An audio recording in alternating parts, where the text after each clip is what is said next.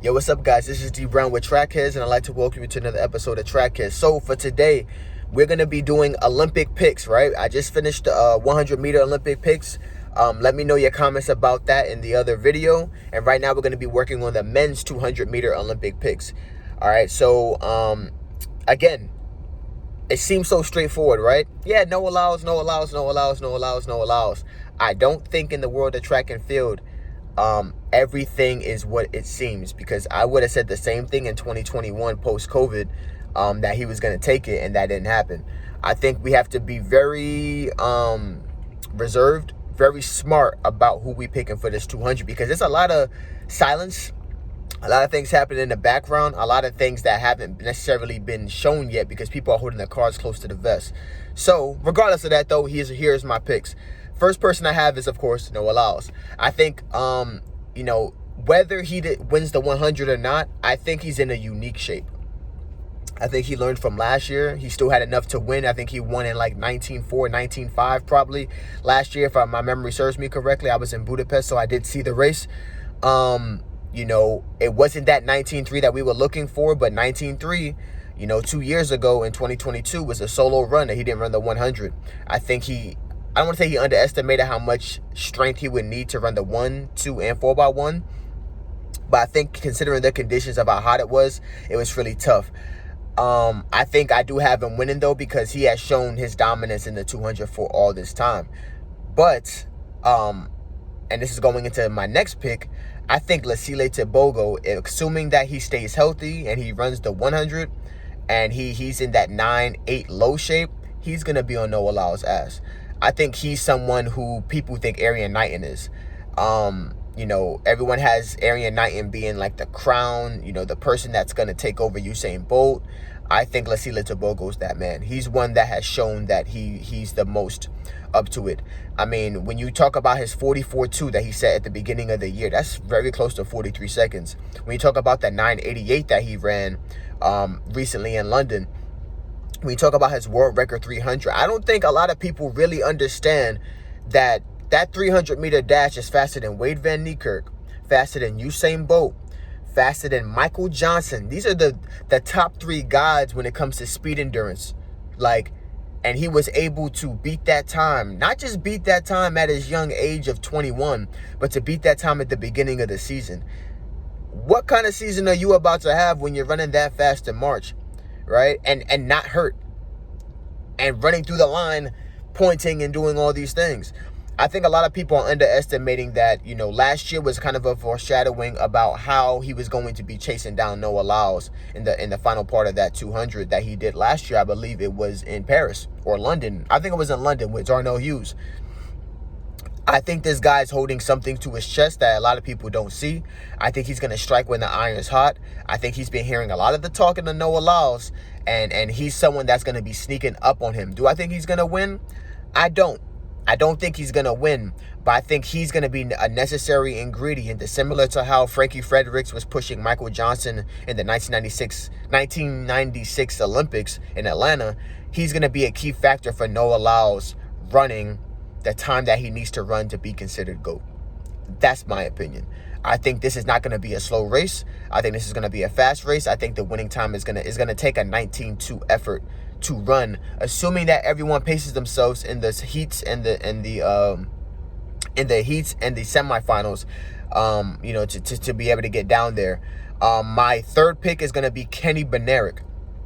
Kenny Bednarek, like Noah Lyles, is someone that has shown that when he is fast and he mixes that with the strength that he has, he can run some amazing times. Really, the rule of thumb is that you take your fastest 100-meter time, and if you multiply it by 2, that's your 200, assuming that you're strong. A lot of these guys, like the Noah Lyles, like the Kenny Bednarek, like the Andre DeGrasse, they're able to almost negative, like Arian Knighton. They're so damn strong in their 200.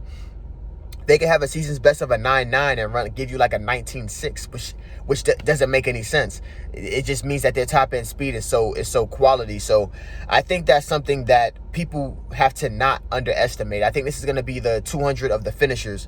This isn't going to be the person who pushes out for the 150 super hard and then just dies.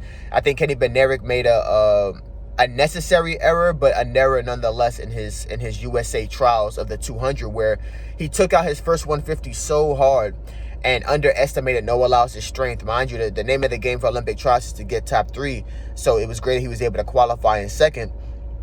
But I don't think he can make that kind of mistake going forward if he plans on threatening the gold and making his way into the podium.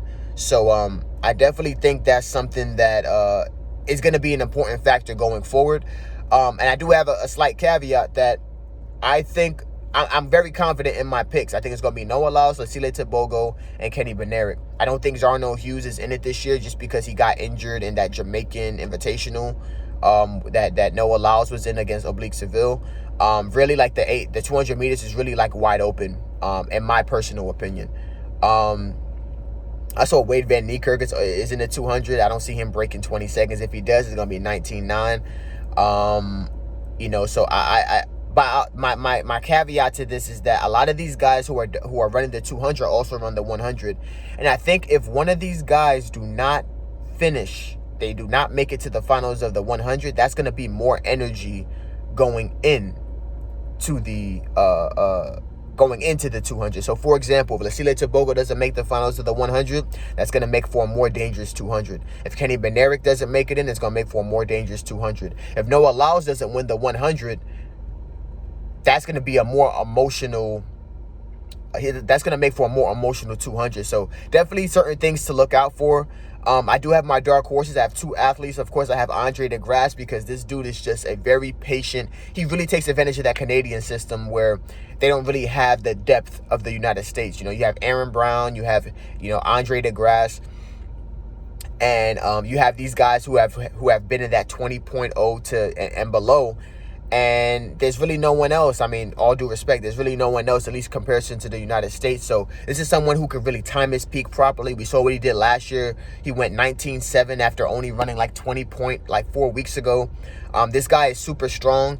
I think it's going to be a very dangerous race. If he's able to make his way down to like a 9.8 high, 9.9 low, I think we're looking at like 19.5 Andre DeGrasse. Is it going to be enough to crack the podium? I don't think so. I think he's going to have to be in like 9.8 shape to really contest it. But he's someone who knows how to run rounds. He's someone that knows how to sneak in there. He will find a way to make it into the finals. That's just how he does. His top end speed is so great. He's able to hold that for such a long period of time. I think, and in addition to that, if he, for some reason, runs a 9.8 high or a 9.9 between now and then, because I think he's also running the 100 too, and he looks healthy this year, look out for that 4x1, because a 9.8, 9.9 Andre DeGrasse on the fly is very dangerous, and we haven't seen that in a couple years. He's someone that has run a bunch of 9.7 windy and and winning the race, looking like he can do that in real life, in real time. So he's someone who has tremendous efficiency. Similar to Lasile Tebogo. So I'm really looking forward to seeing how he does. My second dark horse pick is Arian Knighton, the boy wonder. I just think that the talent of the 200 is too big for him this year. But definitely someone to look out for. If someone makes a mistake, he's going to be able to take advantage. I think he has to work on his race model, because him going out and burning the first 150 isn't going to cut it in this 200. I think we need to see some of that 19.4 Arian Knighton that we saw at LSU a couple years ago. I think it was in 2021 or 2022, I believe. We got to see that Arian Knighton, because this Arian Knighton, although he is running like 19.7s and 19.6s, I think that's what he's capable of. It's not going to be enough. It's not going to be enough. He has to be able to get down there after running a lot of rounds. This is the best in the world. Noah Lyles is the fastest 200-meter runner alive right now since Usain Bolt. And I think he's projected to really run like that 19.2 that he's looking for, or even that 19.1. And if not now, it's going to have to be, the week or 2 or 3 after the Olympic Games. But we're going to see how that goes. But yeah, guys, those are my picks for the 200. Let me know if I'm tripping. I think I'm pretty spot on, hopefully. But like I said, we ain't gonna know until we see the heats, until we see, you know, the semifinals, until we see the eventual final. So I'm pretty confident about my picks. I think it's gonna be right on the money. I think it's really gonna be a 2-dog race between Noah Lyles and Lasile Tebogo. Hopefully Noah Lyles doesn't let him, you know, if Lasile Tebogo is leading off the curve, it's gonna be a very tough 100, and it's gonna be a real test of speed endurance, and we're definitely gonna have to see how that goes. But I'm looking forward to seeing how it goes myself. All right. So hey, this is D Brown with Trackers. Thank you guys for watching.